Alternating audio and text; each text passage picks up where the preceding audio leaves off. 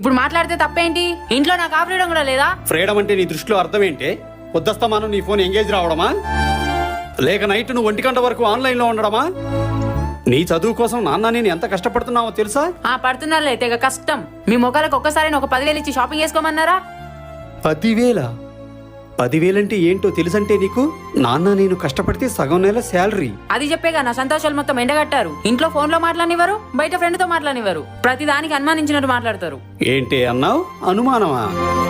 ఏది అనుమానం ఏది నిజం? నువ్వు నైట్ అంతా ఆన్లైన్లో ఉంటే ఏంటమ్మా ఇది అని అడిగితే అది అనుమానం.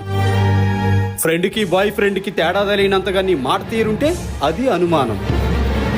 చూడమ్మా, నువ్వు పద్ధతిగా ఉంటే అనుమానం అక్కడే ఆగిపోతుంది. అదే నువ్వు కరెక్ట్గా ఉంటే నిజం నీ వెంటే నడుస్తుంది.